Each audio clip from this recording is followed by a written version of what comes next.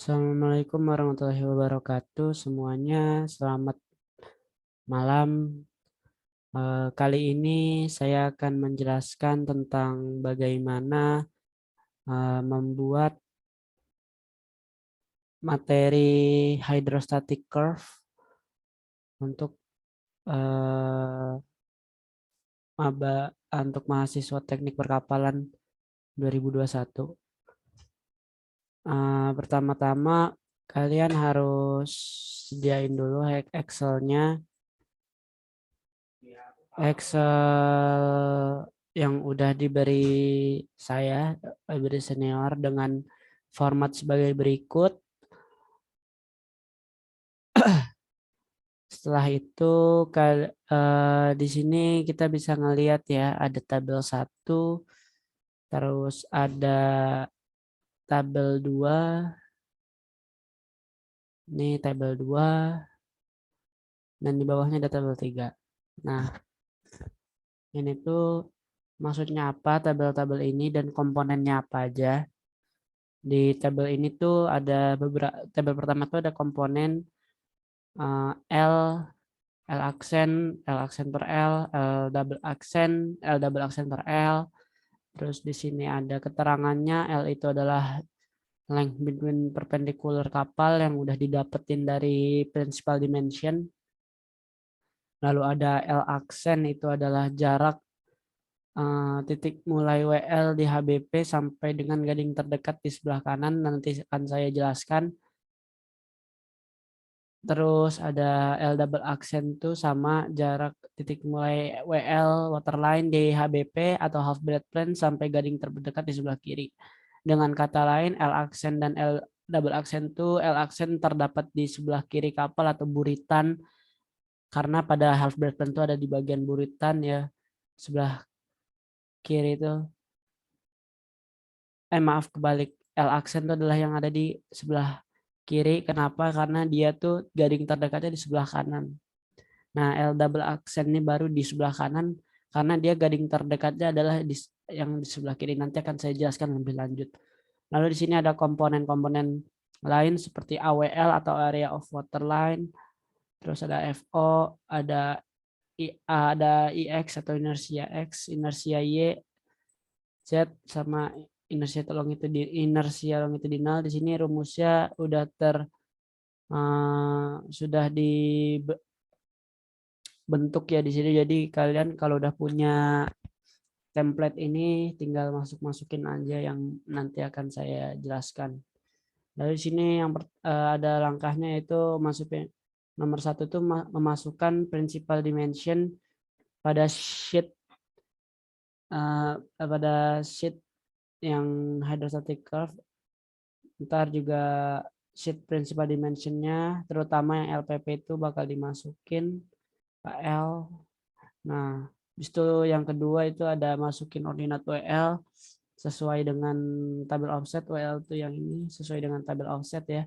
Lalu ada L aksen dan L double aksen, YA, YB, YC, dan YD yang dimasukin dengan uh, perhitungan dengan pengukuran yang ada di line span di AutoCAD. Oh ya, um, kalian juga harus menyiapkan AutoCAD atau line span kapal kalian. Oke. Oke, jadi yang pertama kita mulai dulu dari L. L kan tadi sudah dibilang LPP per 20, panjang kapal kalian per 20. Di sini saya memasukkan principal dimension G20, berarti dia bakal masuk ke sheet yang di bawah ini principal dimension.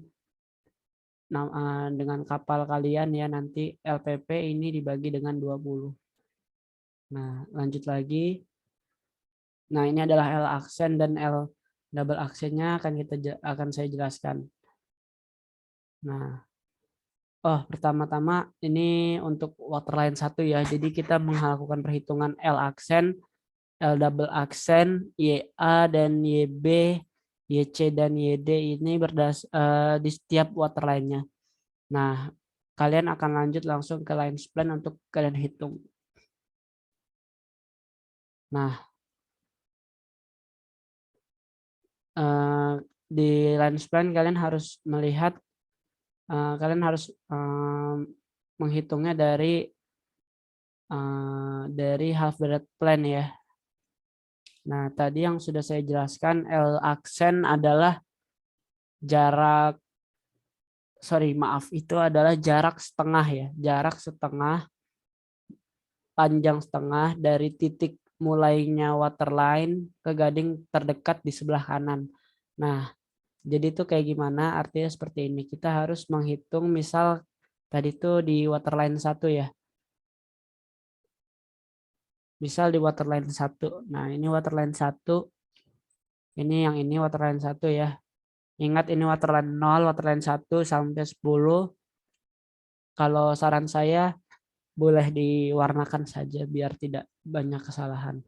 Ke jarak gading terdekat sebelah kanan. Nah, di sini kan jarak gading terdekatnya adalah gading 1. Nah, ini gimana? Kan tadi itu jarak setengah ya. Agar kalian mudah saja nih. Ini kalian tandain dulu. Terus kalian tarik garis. Kalian tarik garis dari titik mulainya ke gading 1. Nah, nanti kalau kalian ketengahin, sebenarnya ini sesuai dengan pengaturan AutoCAD kalian ya. Di AutoCAD tuh ada namanya snap point ini nih kalau nggak salah ya. Atau saya lupa. Oh ini referensinya nih ada midpoint. Kalian bisa centang.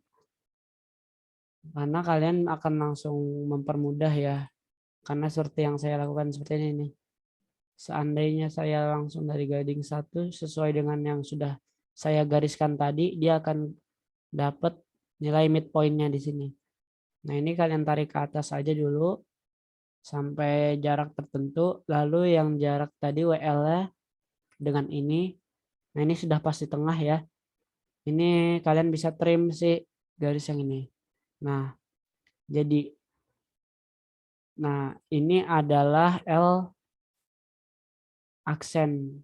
L aksen pada gading pada waterline 1 ya, L aksennya.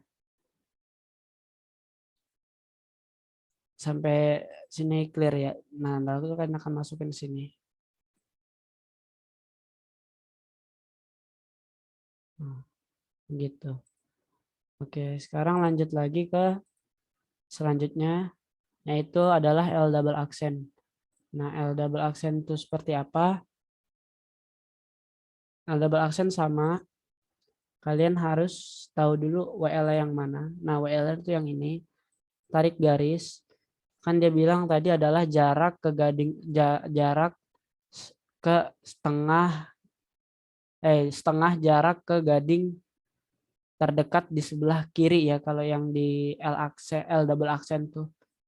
Nah, jadi sama kayak tadi kita titik mulanya kan yang ini nih, yang si lengkungan ini, si WL2 WL1 dia titik jatuh di sini terus ke gading terdekat di sebelah kiri. Nah, Bang kenapa nggak ke FP gitu?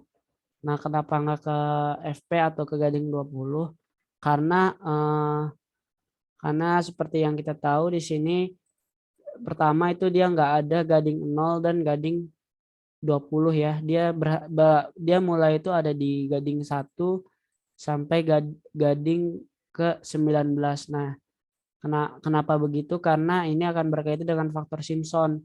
Karena kita di sini ada YA, YB dan YC, YD sehingga kalau misalnya kita tambahin di sini ada 0 dan di sini ada 20, faktor Simpson itu tidak sempurna.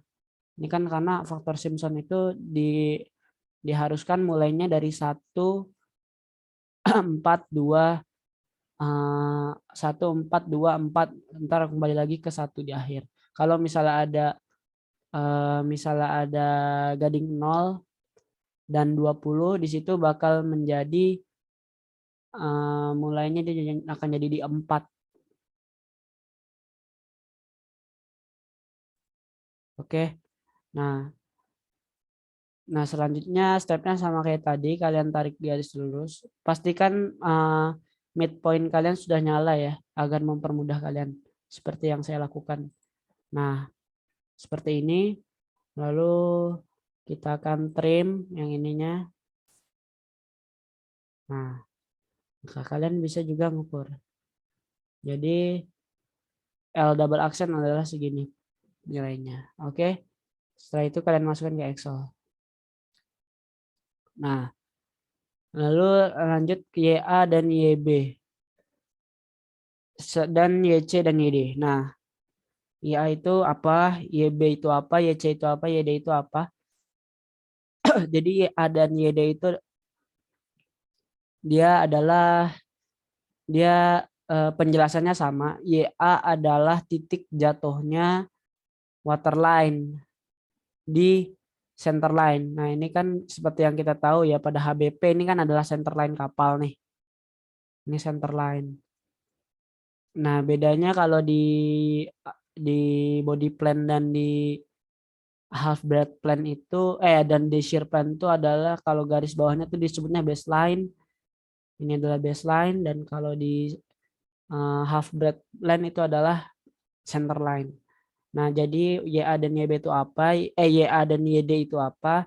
YA dan YD itu adalah titik mulai. Titik mulai atau titik berhenti atau titik jatuhnya sama aja. Yang bisa kita simpulkan dia adalah ujung. Ujungnya dari setiap waterline di sini. Kalau berarti ini waterline 0 sampai 8 itu dia waterline-nya ujungnya tuh dia nyentuh di angka di center line ya. Yang berarti kalau misalnya kita dapat simpulkan YA dan YD-nya itu adalah sama dengan 0. Karena dia mulai dan berhenti pas di 0 atau di center line. Nah, tapi kan eh, ada beberapa pengecualian untuk YA dan YC. Untuk YA dan YC, YA dan YD itu dia ada beberapa kapal yang tidak jatuh di 0 ya. Kenapa begitu? Karena bentuk kapal yang di sini disebutkan adalah transom. Nah, transom itu belakangnya kan rata ya. Jadi bisa dilihat kalau misalnya belakangnya rata saja lurus, berarti dia membentuk transom di sini dan dia rata. Nah, kalau misalnya itu terjadi, YA dan YD-nya gimana? YA dan YD-nya itu nilainya, maaf,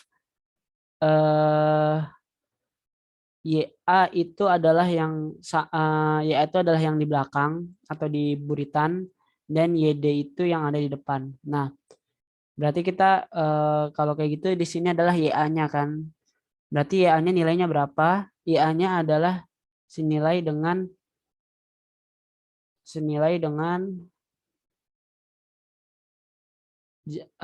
jarak dari center line ke titik jatuhnya si waterline tersebut. Nah, ini contohnya ada di waterline ke 9. Dia YA-nya itu bernilai 0,73. Sedangkan untuk YA-nya di waterline 10 dia 4,26. Begitu. Nah, tapi Bang gimana kalau misalnya YD-nya? Nah, YD-nya itu biasanya kan bentuk depan kapal tuh tidak ada yang transom ya, karena untuk memecah ombak, untuk beberapa faktor lain seperti memecah ombak, dan karena emang dibuat streamline ya, karena bagian belakang kapal kan tidak apa-apa jika seandainya dibuat transom. Kalau bagian depan dia bahkan akan menimbulkan hambatan gitu. Jadi dia tidak akan mulus untuk memecah ombak atau melewati air. Nah, YD-nya itu biasanya dia selalu bernilai 0. Kebanyakan kapal selalu bernilai 0. Seperti sesuai dengan pengetahuan saya ya. Semua biasanya tuh bagian depan emang kayak gini. Semuanya pasti di 0 sini.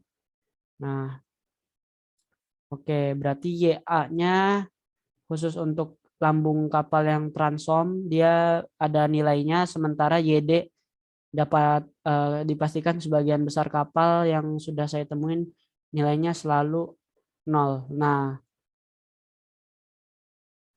seperti itu. Jadi ini sebenarnya tergantung gimana cara kita membangun kapalnya ya, merancang kapalnya, mendesain kapalnya kita mau seperti apa.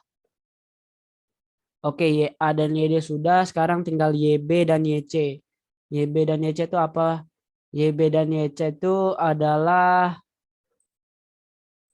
nah YB dan YC itu adalah fungsi yang tadi saya suruh tarik garis ke setengah WL ke atas.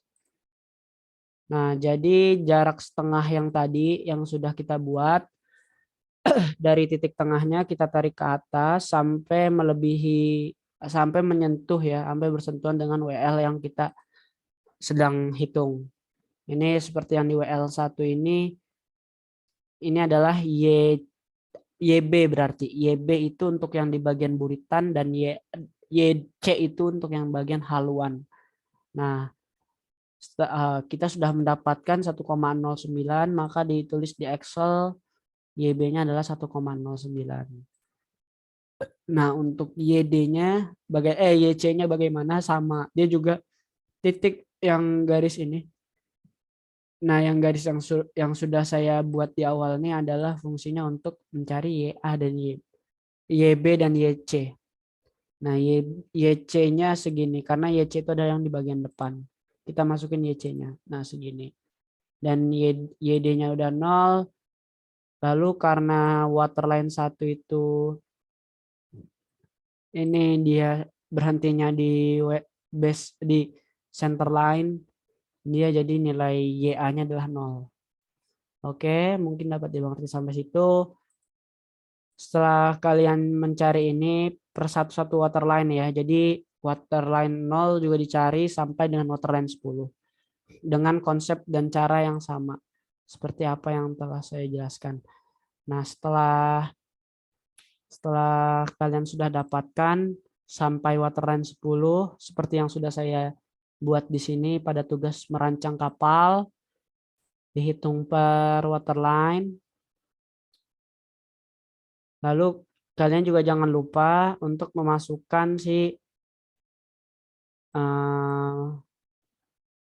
ini tuh apa? Ini adalah frame 1, 2, 3, 4, 5, 6, 7, 8, 9, 10 sampai 19. Nah, ini didapat dari mana? Ini didapat dari tabel offset. Nah, kalian pasti sudah membuat tabel offset yang sudah disuruh oleh dosen. Jadi kalian tinggal tinggal kalian copy paste. Kalau misalnya kayak gini harus ditranspose ya. Jadi misal tadi tuh WL1 ya. WL1 ingat dia mulai dari, karena HSC itu mulai dari 1 sampai 19, bukan dari 0 sampai 20. Jadi kita kopinya cukup dari 1 sampai 19 saja. Sampai sini lalu dikontrol copy, Ctrl C, dan dimulai dari dari frame 1 ini nih diisi copy dan ditranspose. Pastenya ditranspose. Jangan sampai salah, nanti kalian akan merusak rumus-rumus yang ada di sini, karena rumus-rumus yang ada di sini sudah ketentuan ya. Nah, hal yang sama kalian lakukan berulang kali pada waterline 2, di HBP, waterline 3 juga, ini waterline 0, sampai dengan waterline 10. Ini waterline 10 saya tuh ada di sini. Nah, ini jangan sampai salah masukin L aksennya, L double aksen, dan harus diingat bahwa L aksen dan L double aksen adalah setengah dari panjang, setengah dari jarak titik jatuhnya waterline ke gading 1 dan gading 19 atau gading terdekat. Seperti itu. Nah, setelah kalian ganti semua, di sini terdapat beberapa komponen seperti faktor Simpson yang digunakan untuk mencari luas ada waterline, terus ada hasil kalinya, ada faktor momennya, ada hasil kalinya, faktor momen lagi, hasil kalinya, ada ordinat pangkat 3, terus ada faktor kali per Simpson, faktor kali per S, terus ada di hasil kalinya lagi. Nah, di sini tuh ada sigma 1, sigma 2, sigma 3, dan sigma 4 serta sigma 5. Ini adalah keperluan dari atau untuk menghitung rumus yang ada di atas ini. Nah, bisa dilihat seperti rumus FO ini menggunakan sigma 1, sigma 2, dan sigma 3 dikalikan 6B82. Nah, ini udah rumus dari sananya. Jadi jangan diganti-ganti lagi. Lalu sudah itu tabel 1 selesai. Lalu di sini ada tabel 2. Nah, di tabel 2 ini juga sama, sebenarnya dia adalah luas waterline-nya ya. Lalu ntar disimsonkan lagi menjadi volume. Hasil kali di sini disigmakan lagi, ntar akan dijadikan volume. Nah, di sini yang harus kalian ganti pada tabel 2 hanyalah T setengah waterline. Nah, tapi kalian harus perhatikan di sini bahwa nomor waterline-nya adalah 0, 2, 4, 6, 8, 10. Hanya ada yang waterline ganjil tidak dikasihkan. Jadi kalau misalnya kita bilang T setengah WL, berarti dia adalah jarak antar WL, sebenarnya sama aja. Cuman karena kita di sini karena kita di sini kan cuman hanya waterline yang genap-genap ya. Jadinya jarak antar WL-nya tuh sama dengan jarak antar satu WL di sini. Nah, jadi kalian masukin di sini sesuai dengan ini, berarti kan jaraknya misal 0 ke 2, setengahnya kan adalah WL1. Nah, jarak antara 0 ke WL1 kan 1,613. Sesuai dengan draft kalian. Draft saya di sini 16,13 meter. Nah, oke, lanjut. Setelah kalian isi ini manual, lalu datanglah koreksi displacement HSC dengan displacement preliminary. Nah, displacement HSC itu apa? Ini rumusnya sudah ya. Jadi waterline sesuai dengan rumus displacement, volume dikali rho air itu akan menjadikan displacement. Jadi di sini dikalikan dan masa air 1,025 mendapatkan hasil segini. Nah, hasilnya tuh nanti akan dibandingkan dengan displacement preliminary yang ada di principal dimension. Nah, lalu nanti akan dibagi diabsolutkan ya, absolut D183 displacement preliminary per displacement HSC dikali 100 dibagi sama displacement preliminary menghasilkan angka segini. Nah, faktor toleransinya berapa persen sih? Semakin dekat semakin baik, tetapi usahakan minimal tuh di bawah 5%. Itu sangat minimal.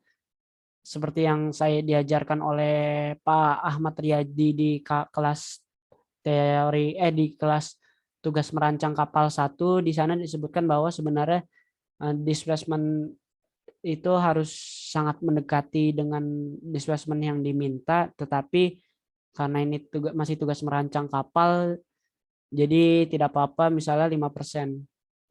Jadi itu tidak akan bermasalah. Tetapi kalian harus tahu bahwa sebenarnya harusnya semakin dekat adalah semakin baik.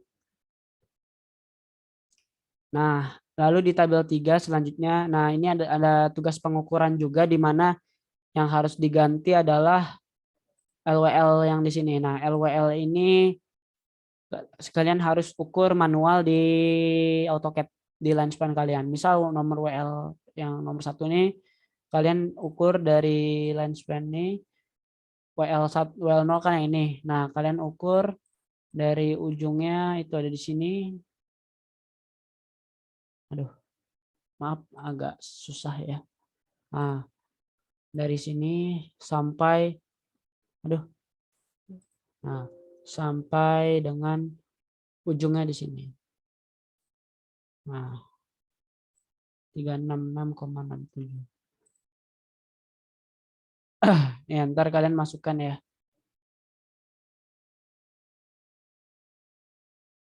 Kita masukkan 366,67. Nah, kalian masukkan terus per waterline-nya sampai dengan waterline 10.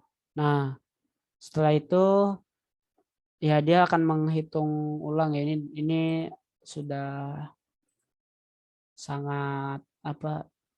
Ini udah rumus semua ya.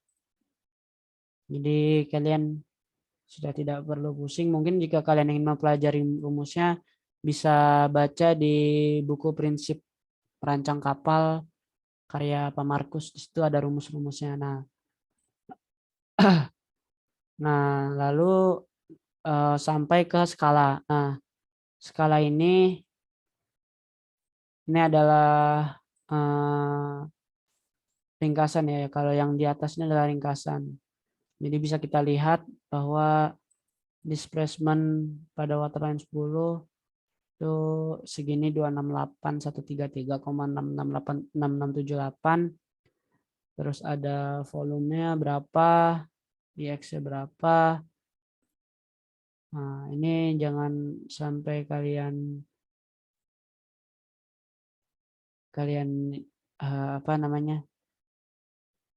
Kalian harus cek juga kalau bisa mungkin satu persatu. Cuman kalau misalnya kalian tidak mau selama ininya sudah benar hasilnya masuk akal tidak apa-apa. Nah, lalu skalanya sudah di sini. Ini adalah breakdown hasil perhitungannya.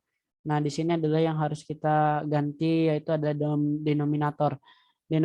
Denominator ini seperti dengan halnya adalah faktor skala.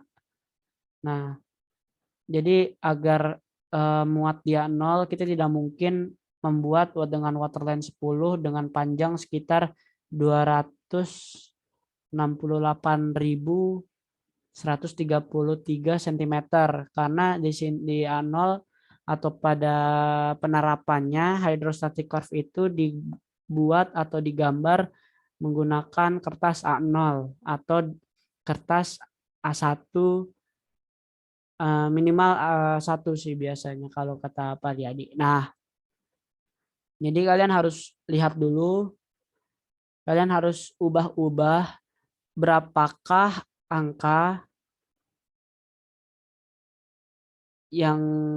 angka ini seperti misalnya pada displacement angka ini dibagi dengan berapa biar hasilnya tuh tidak lebih panjang dari kertas A0 atau minimal space yang kalian tentukan.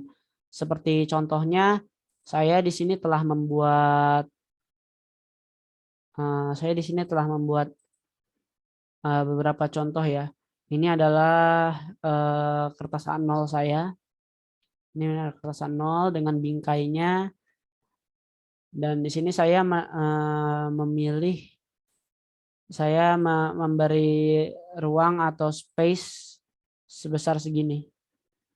Sekian yaitu 600 dikalikan dengan 660 cm dikali 51 atau 52 cm.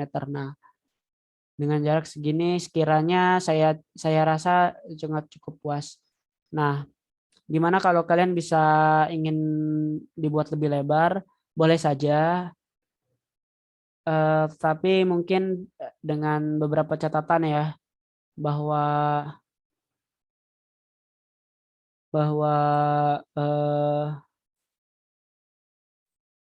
space di sini ini space yang ini tuh akan ada ditulis principal dimension dengan skalanya di sini beserta dengan kepala gambar. Nah, principal dimensionnya mungkin kalian bisa taruh di sini atau ntar di sini, itu bebas. Arrangementnya bebas terserah kalian. tidak ada aturan. Bahkan sebenarnya untuk aturan kotak ini juga tidak ada aturan. Tetapi saya pernah diajarkan bahwa untuk kotak ini, untuk space ini usahakan berbentuk kotak atau persegi panjang yang tidak terlalu ketara. Persegi panjang maksudnya tuh gimana? Kayak misal buatnya tuh kayak begini. Ini tidak boleh seperti ini, tapi harus yang agak mendekati dengan kotak. Nah, segini, segini tuh boleh. Tapi ya ini mengikuti kalian sih, yang jelas yang penting Anda harus memiliki space yang cukup untuk menulis principal dimension dengan skala-skalanya. Oke, nanti ini sudah ya. Ini nanti akan jadi seperti ini, lalu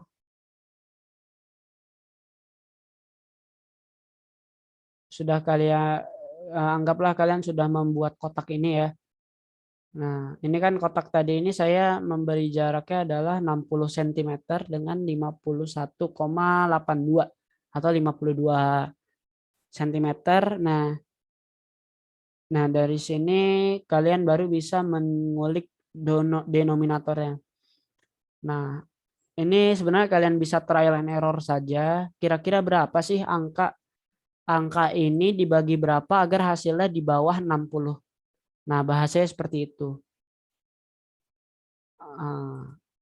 Misal ya anggaplah kalian sudah menentukan ya. Seperti saya di sini dibagi 1/4.500, bahkan di sini 65.000, bahkan di sini saya 3,2 juta sama 12.500. Ini skalanya memang benar-benar masif. Kenapa? Karena kapal saya di sini 400 meter dengan displacement sekitar 265.000 ton. Jadi angka hasil perkaliannya juga pun juga sangat panjang. Nah, oleh karena itu skalanya ntar akan menjadi sangat panjang. Oke, jadi kalian bagikan sampai sekiranya sudah di bawah sih, di bawah atau dengan range dari sini sampai sini itu tidak terlewat. Nah, gimana tapi misal apakah tidak ada cara lain gitu? Apakah boleh? Nah, sebenarnya ini bukan aturan pasti, tetapi HSC dibuat untuk mengetahui tujuannya atau fungsinya itu adalah untuk mengetahui lambung kapal ya, untuk karakteristik lambung kapal yang ada di bawah permukaan air. Nah, jadi HSC ini harus dibuat sedemikian rupa agar dapat dengan mudah diatur agar mudah dibaca oleh kapten kapal atau para awak kapal. Nah, sehingga kalian disarankan untuk tidak membuat kurva-kurva ini menjadi menyatu satu sama lain. Nah, ini saya sudah membuat contohnya. Ini adalah contoh denominator saya yang pertama ya. Contoh denominator cuman sudah saya hapus. Nah, ini dapat kalian lihat di sini sangat terjadi gabungan antar beberapa kurva, dan di sini juga beberapa kurva banyak yang bergabung. Nah, di sini tuh kalian jangan membuat seperti ini, terutama yang bagian kiri ini. Lihat, jika seandainya para pelaut itu ingin menggunakan ini jadi agak susah. Nah, kalian harus dibuat di pinggir-pinggirin gitu, agar cara pembacaan kurva pun tidak menyusahkan para pelaut begitu. Begitu. Nah, itu kalian atur demikian rupa ya, sedemikian rupa dari denominatornya. Misal denominatornya tadi contoh yang di mana ya? Kita ambil contoh di yang ini nih. Nah, ini IL ya. Nah, IL ini mungkin kita coba cari di 3 juta. Nah, di 3 juta dia seperti ini. Cuman di sini dia terlalu banyak berkenaan dengan ini dan di bagian ujung sini agak menjadi sulit dibaca sehingga saya memutuskan untuk IL-nya itu saya ganti dengan 32. Oh, salah.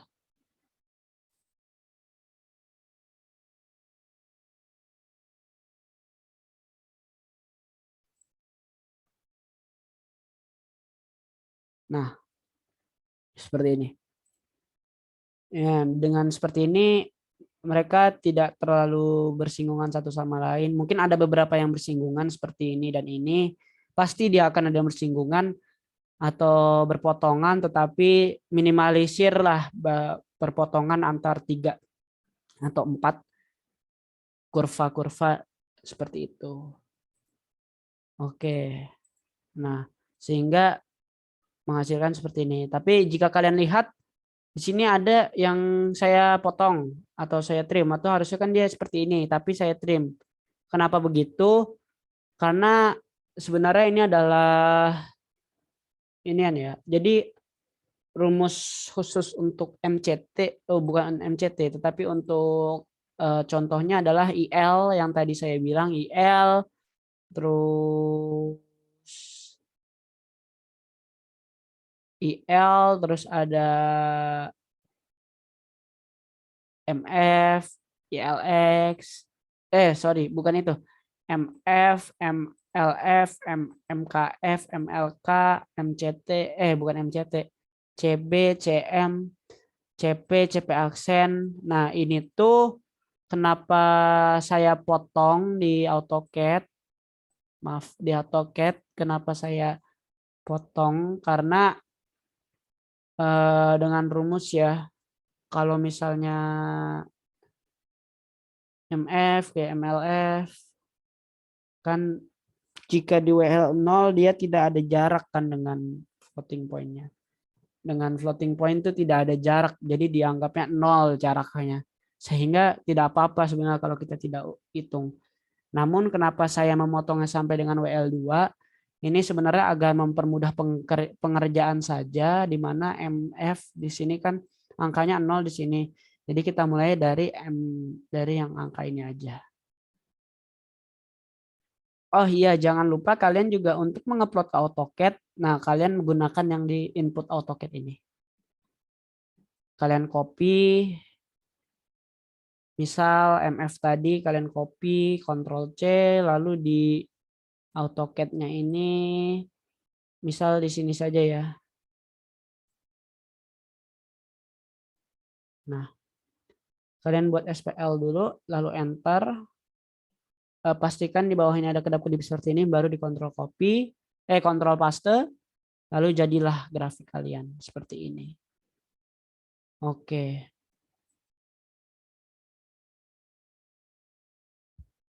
Nah, oke mungkin sampai situ aja untuk membuat HSC ya. Eh, untuk pengerjaan HSC ini tidak memakan waktu yang sangat lama, sebenarnya hanya 1 malam, saya yakin sudah kelar. Apalagi jika kalian dapat fokus mengerjakannya, saya yakin kalian pasti mengerjakannya dengan sangat cepat. Usahakan kalian mengerti dulu ya sebelum mengerjakan. Kalian pelajari gimana cara membuatnya, minimal cara membuatnya. Kalau cara pengerjaannya nanti akan sudah dijelaskan dosen. Mungkin saya sini akan menyinggung sedikit ya untuk cara membaca. Nah, jadi yang ini saya misalkan dengan ini saja deh, dengan dengan file saya dulu yang di kelas visualisasi dan pemadam kapal. Nah, nanti kalian akan menjadi seperti ini. Seperti yang sudah saya bilang, sini ada keterangannya, notasinya, ada principal dimension, dan di sini ada scale, ada skalanya. Oh ya, hampir lupa. Untuk di bagian draft sini ada scale of draft. Nah, kenapa ada scale of draft? Jadi misal scale draft saya tuh kan tadi saya bilang 16,13. Jika seandainya kita buat seperti ini,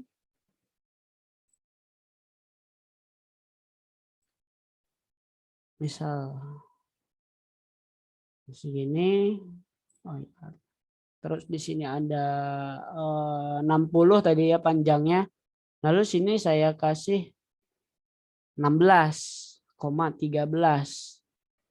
Nah, dia kan akan berbentuk persegi panjang. Nah, kalau kayak gini bukannya tidak diperbolehkan.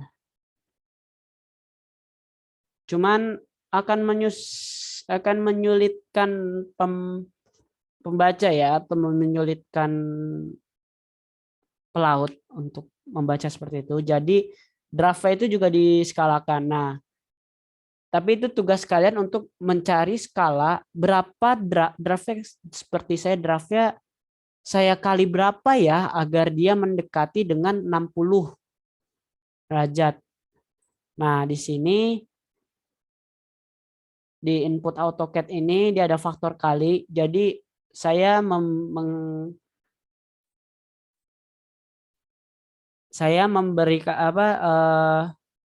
memberikan dengan skala segini 3,2. Kayak begitu. Jadi draft saya 1,63 dikali 2 dikali dengan 3,2, dia akan jarak itu akan menghasilkan total di 51,616 meter sentimeter.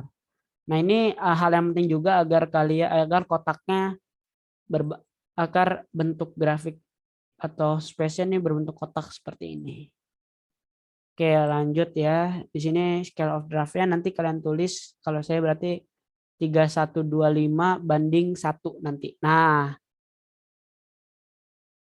ini udah bagian ya adalah draft. Ini ada bagian ekstra, ini sebenarnya kalian bisa bebas, tapi alangkah baiknya kalau skalanya atau panjangnya ini panjang dengan LWL kapal. Seperti itu, kawan. Nah, di sini panjangnya kebetulan waktu itu 55 ya. Jadi skalanya itu jadi 1:454. Nah, gimana cara bacanya? Kita mulai dari yang tergampang ya. Tergampang itu adalah di displacement. Nah, displacement ini misal saya ingin mengetahui displacement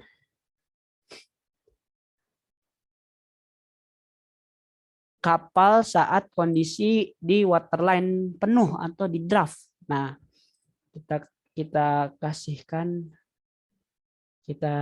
jarak sampai sini. Nah, di sini 5165 nih ya kan. Nah, 51565 cm. Nah, ini dikalikan dengan skala displacement. Displacement itu skalanya berapa? Di sini ditulis 1 cm sama dengan 1000 ton. Jadi 51,65 dikalikan 1000 menghasilkan 51.650 ton. Nah, sesuai dengan displacement yang ada di principal dimension saya. Seperti itu. Dan bagaimana cara meng-cross check yang lain? Nah, cara meng-cross check yang lain sebenarnya sangat mudah ya. Kalian coba coba aja ambil beberapa sampel untuk mengetes, misal di draft aja, di draft jarak yang ditunjukkan dari displacement ini harus sama dengan nanti displacement yang ada di sini. Harus sama. Ya minimal mendekati lah, tapi jangan beda terlalu jauh. Seperti itu. Oke, itu aja cara bacanya tadi sudah saya jelaskan dengan sedikit. Jangan lupa kalian untuk mengerjakan tugas ini karena dan mengumpulkan tepat waktu karena nilai ketepatan waktu itu sangat penting ya. Poinnya cukup besar. Oke, sekian dari penjelasan saya tentang hydrostatic curve. Mohon dipahami dan diresapi karena ini adalah hal yang penting dalam teknik perkapalan, dalam merancang kapal. Oke, sekian dari saya. Mohon maaf apabila ada kesalahan kata. Assalamualaikum warahmatullahi wabarakatuh.